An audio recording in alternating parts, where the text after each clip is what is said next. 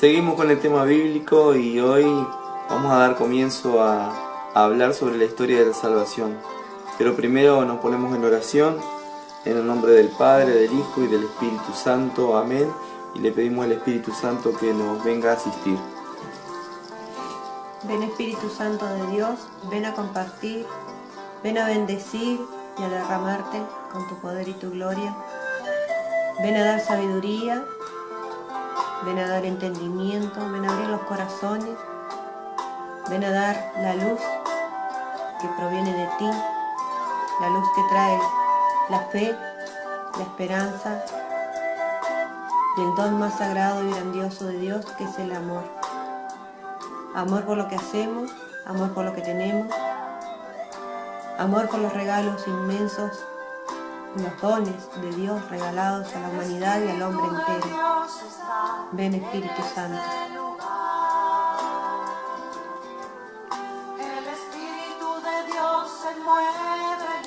Nos acompaña en la música, el Ministerio de Música de nuestra parroquia. Les recordamos, nosotros somos de la parroquia Nuestra Señora de Lourdes. Pertenecemos a la Renovación Carismática Católica. Hoy les hablamos Jorge y Cristina.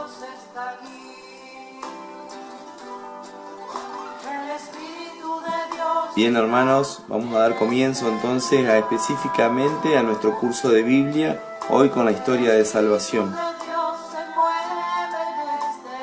Bueno, hoy damos comienzo entonces a la historia de salvación, sin antes recordar lo que hemos hablado en los capítulos anteriores, que la Biblia no es un libro, sino que es un conjunto de libros.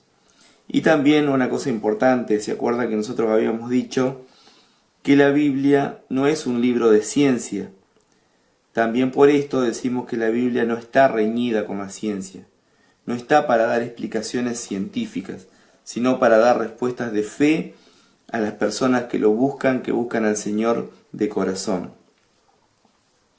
Hoy si le preguntamos a un joven sobre el origen del universo, seguramente nos va a hablar del Big Bang, nos va a hablar de Darwin, nos va a hablar de muchas teorías y estudios científicos que se están realizando respecto de eso. Pero esta no es la finalidad de la Biblia. La Biblia, como ya hemos dicho, tiene un propósito y una finalidad de la salvación del hombre. Y no necesita explicar esto. Pero sí Dios ha inspirado a los escritores sagrados para darles a conocer que Él es el creador de todo el universo y que lo crea por amor. Así, de esta manera, entonces vamos a dar comienzo a dar algunos pasos sobre los primeros 11 capítulos del Génesis, que nos hablan de la creación del universo, pero lo que más nos interesa es la creación de nosotros como seres humanos. Mientras miramos esa imagen que nos da la sensación de que el Señor está formándonos con sus manos, escuchamos lo que dicen los textos bíblicos en sus notas aclaratorias respecto de lo que es el Génesis. ¿Quién escribió el Génesis? No hubo un autor sino varios. En el tiempo del rey Salomón, siglo X a.C., un escritor desconocido, al que se acostumbra a llamar el Yavista, compuso una primera historia del pueblo de Dios. Para hablar de Abraham, disponía de acuerdos y leyendas que los israelitas se transmitían de padres a hijos.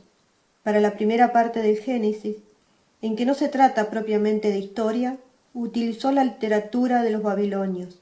Estos tenían desde ya siglos poemas referentes a la primera pareja, al paraíso perdido o al diluvio. Él los utilizó en parte, pero también los transformó profundamente para que estas historias expresaran, a modo de comparaciones, los designios de Dios sobre su creación. Las partes del Génesis que se deben a este autor llevan en la Biblia un margen con una raya negra. En el siglo IX a.C., otro autor, al que se acostumbra llamar el Eloísta, redactó varios recuerdos de los patriarcas y de Moisés, partiendo a veces de lo que el Yavista había contado en forma de algo diferente.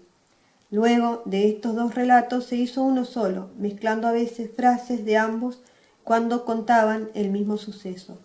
Mucho más tarde, cuando los judíos volvieron del destierro de Babilonia, siglo 5 a.C. aproximadamente, sus sacerdotes añadieron muchos párrafos que ponemos aquí a veces en las Biblias en letra cursiva. Fueron ellos los que compusieron el poema de la creación en 7 días, con que inicia el libro y toda la Biblia. Bien, hermanos, ¿se dan cuenta? Este libro no es, digamos, el primero que se escribió, como muchas veces pensamos cuando recién nos acercamos a la Biblia, pensamos que está escrito primero el Génesis, después los demás libros. Esto ya fue cuando los seres humanos tenían un pensamiento y daban respuesta a cómo el mundo había sido formado. Así que, bueno, estamos aprendiendo y ya vamos sabiendo entonces que el Génesis no fue el primer libro escrito, pero sí, por el tema que trata, está puesto primero en nuestra Biblia. Ahora vamos a ver algo muy importante. ¿Se acuerdan que todo crea con la palabra del Señor? Bien, hay algo que hizo muy especialmente y lo hizo con sus manos. A todo lo demás lo hizo con palabras. Vemos aquí sobre que empieza el Génesis, cuando después que hace toda la creación, cómo el Señor delicadamente con sus manos va trabajándola, moldeándola para poder realizar al hombre. El hombre es su criatura más preciosa. El hombre es lo que él ama y que por eso lo trabajó con sus propias manos. Qué hermoso poema, ¿no? De verdad que todo lo demás él lo hace con palabras y a nosotros, a cada uno, a vos, a mí, a cada uno, tuvo que trabajarnos con sus manos.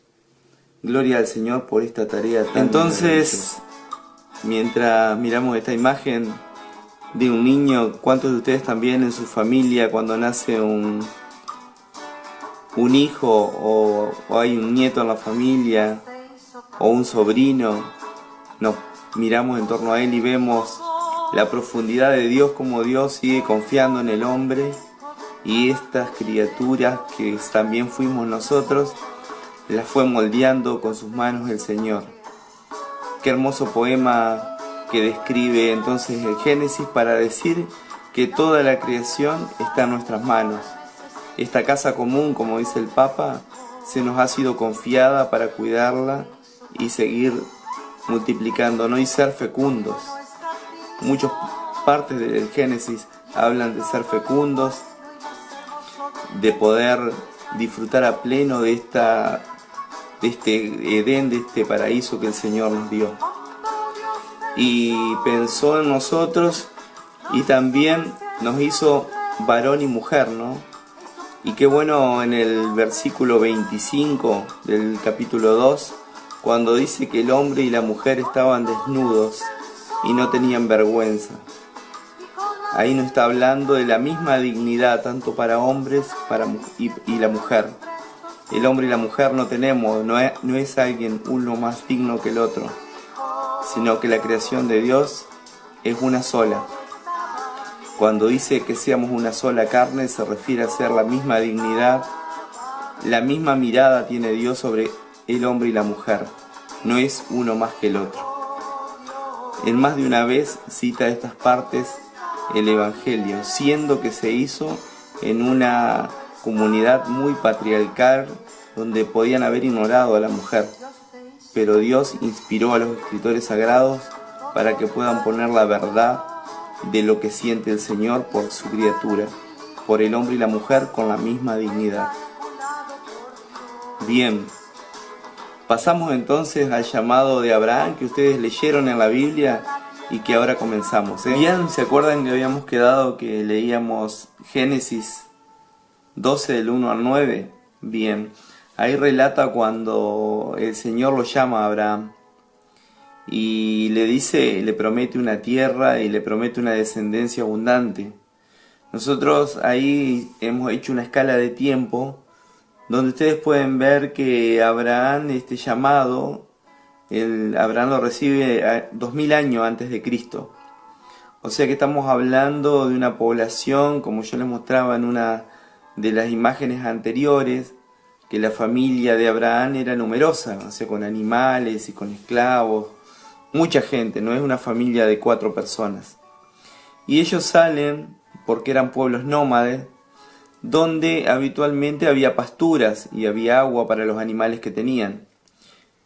Esto se produce en una zona donde hay una zona de deltas en Oriente, y es un corredor, diríamos, entre el río Nilo y el río Tigris. Yo sé que por ahí no conocemos mucho de geografía, pero es entre dos grandes ríos, y es donde había pastura, donde había para que los animales puedan crecer y también ellos, digamos, poder alimentarse. Pero estos pueblos, digamos, tenían sus dueños, entonces ellos tenían que andar caminando de un lado a otro. No era una ciudad de estado como nosotros conocemos, era simplemente un grupo nómade. Este llamado Abraham le hace caso a a Dios que lo llama, y parte. Por ahí podemos introducirnos un poquito más sobre este tema. En este capítulo, sobre el llamado de Dios a Abraham y su partida, ¿no?, errante hacia el desierto, con la partida de Abraham empieza la auténtica fe, que es propia del pueblo de Dios. La fe nace de un llamado de Dios. Uno no tiene el mérito de su propia fe y conversión. Nosotros no nos convertimos porque nosotros queremos, sino es un don de Dios. Abraham no fue el que tomó la iniciativa de partir o que inventó una manera nueva de servir a Dios. Tampoco lo invitó Dios con una propuesta a la que pudiese contestar sí o no. Dios lo llamó en forma imperativa, y pasó igual con todos los grandes profetas y con los santos. Con esto Dios lo liberó, pues a consecuencia del pecado, todo hombre nace y vive como en tierra extranjera. Su propia realidad se le escapa mientras no se ha arraigado en Dios y no está en comunión con Él. La fe nos pone al servicio de Dios y a las obras de Dios, que es salvar a la humanidad. En ti serán benditas todas las razas del mundo, le dice Dios a Abraham. La fe siempre nos exige a los cristianos una ruptura, nos obliga a mirar para adelante sin añorar la pérdida del calor y la comunidad del hogar. El hombre crece superando las crisis de su vida, sale de su familia, entra en un trabajo, se casa. La fe nos hace ver con optimismo estas rupturas y nos lleva a enfrentar otras rupturas más dolorosas con las que nos ponemos más enteramente al servicio de Dios. La fe es el gran medio para que la persona humana llegue a su madurez. A diferencia del hombre terrenal, el que no tiene fe, no cree, este hombre construye su vida según los criterios de la sabiduría humana y crece sin saber a dónde va. El creyente busca, en cambio, signos de Dios para ver a dónde Dios quiere que dirija sus pasos. Hasta el fin de su vida será un errante, en busca de otra justicia y de otra perfección que no es la humana. ¿Cuántas veces el hombre, a los 75 años como Abraham, descubre que con la pérdida, a veces quedar viudo, un hijo, un nieto, descubre que está errando, que está errante, que tiene que volver a encauzar el camino? A veces Dios, para llamar a las personas, a convertirlas, no tiene una edad fija, nosotros no fijamos la edad de la conversión. Es por eso a veces también por qué ciertas personas que tienen una edad determinada y no se han convertido, no creen, les falta fe, pero es solo Dios el que da esta fe verdadera, esta conversión, y no tiene edad para hacer el llamado y llevarnos en sus caminos y sus designios, a veces poco comprensibles a la vista de la vida terrenal. Así, hermanos, entonces vemos como Abraham a los 75 años parte con su familia. El Génesis, por ahí, como todos los libros de la Biblia, no tenemos que tomar al pie de la letra y literal lo que dice. Nos transmiten un mensaje. Esta edad representa, cuando ustedes lean después en el Génesis, van a ver que hay personas que vivieron muchísimos años, pero está referido a que haciendo la voluntad de Dios, se entendía en esa mentalidad de esa época, podías vivir muchos años si hacías como Dios te ordenaba. Pero es una forma de transmitir una enseñanza. Ya eso lo vamos a ver más adelante. Seguimos con nuestra línea de tiempo. Abraham, en su devenir de su vida, tiene un hijo casi al final. Ustedes después profundicen en los evangelios, en el Génesis. Estamos hablando del Génesis, yo de rato me voy para adelante. El Génesis, que significa origen, es una palabra griega y que nos habla de los orígenes del mundo y también nos habla de los orígenes de nuestra fe. Abraham será el padre de la fe, entonces, ¿no? De él nace Isaac, y después si ustedes siguen leyendo, este Isaac es al que el Señor le pide que lo sacrifique, que es muy leído en la iglesia, digamos, esta fe de Abraham inquebrantable que es capaz de entregar a su propio hijo. Luego, más adelante, ustedes van a ver que esto no sucede, sino que interviene Dios y le dice que no, que confía en la fe, dado que no le negó su propio hijo. Y más adelante, si seguimos leyendo el Génesis, vamos a llegar a Jacob. Jacob, que es hijo de Isaac. Isaac pasa a ser, en esto del Génesis, un nexo nomás. Viene a ser un nexo como cualquiera de nosotros también, que fuimos nexos para otras generaciones. En este caso van a ser Jacob y Esaú. De estos dos, Jacob es el que va a tener los 12 hijos que van a ser los famosos 12 tribus de Israel, el nuevo pueblo de Dios, ¿no? Y cuando Jacob después cambia cuando hay una conversión en el hombre, también hay un cambio de nombre y se va a llamar Israel. El ángel le va a decir: desde ahora te llamarás Israel. Ustedes eso lo van a poder ver en el Génesis. Yo después les voy a dejar las citas para que vean todo esto que les estoy diciendo. Y seguimos, porque la idea es que esta línea de tiempos nos lleve a Jesús.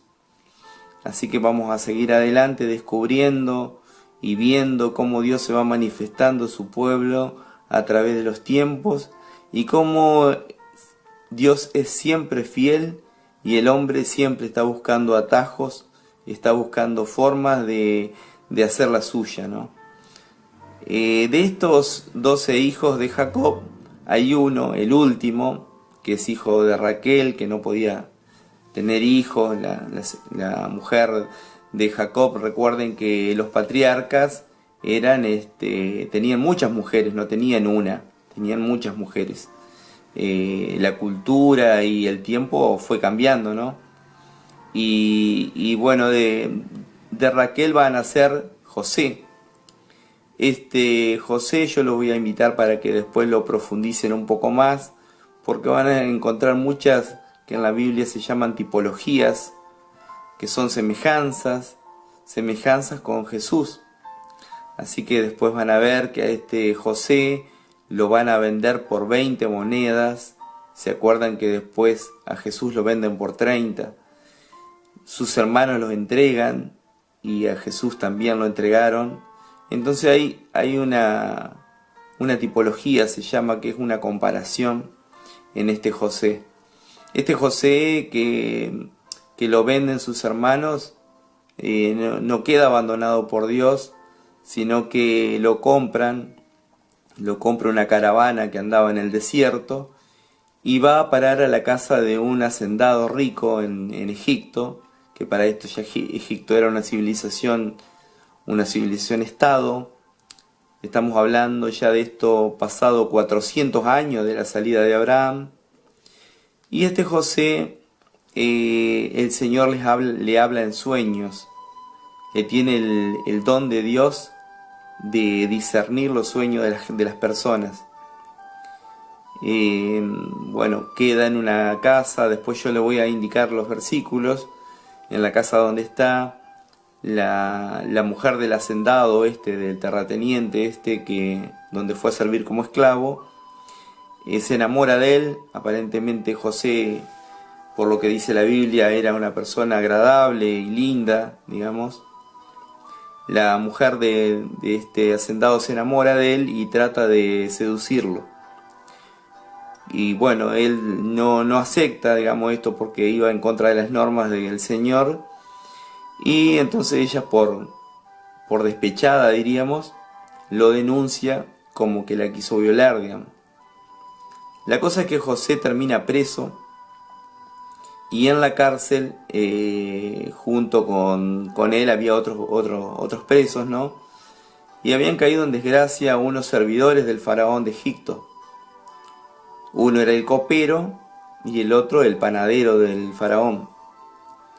Y estas personas tuvieron sueños, soñaban y se preguntaban qué eran esos sueños. Entonces José los escucha, estando presos juntos, y les interpreta lo que ellos estaban soñando. Está muy bueno esto para que lo puedan leer después tranquilamente ustedes, pero él le interpreta los sueños y a uno le dice que lo que ha soñado va a significar que en 3 días va a estar de vuelta, le van a perdonar la pena y va a estar sirviéndole de vuelta al rey, sirviéndole la copa. Claro que el sueño que tiene es raro, no es fácil de entender. José se lo va a interpretar. La otra persona, que era el panadero del rey, también le interpreta el sueño y le dice que a los 3 días va a morir. Y esto sucedió cuando esto pasó y el copero quedó libre y el panadero murió. El copero se llevó la gran impresión de saber que José tenía ese don de interpretar. Dios estaba con él para interpretar los sueños, ¿no? Tanto pasa un tiempo, si ustedes siguen leyendo en el Génesis, va a pasar que el faraón tiene sueños reiterados de la vaca que sale del río, etcétera. Después, yo reitero, le voy a citar las citas bíblicas. Y bueno, y entonces el faraón tenía todos sus sacerdotes, sus adivinos, todas las personas que podían asesorarlo y decirle a ver qué es lo que estaba soñando. Llama a todos estos sabios para que le interpreten los sueños, pero ninguno logra convencer a lo que el faraón tenía en su mente, ¿no? Así que pasa uno, pasa otro, pasan muchos sabios y ninguno da con lo que sueña el faraón. El copero, que ya estaba sirviéndole al faraón, ve que su señor se esfuerza por tratar de comprender el sueño y no logra, y él les dice: yo conocí a uno estando preso que me interpretó los sueños, y le cuenta lo que le había pasado. Entonces el faraón de inmediato hace llamar a José de la cárcel que estaba, lo sacan de ahí y le cuenta el sueño, y José le interpreta con la ayuda de Dios el sueño del faraón.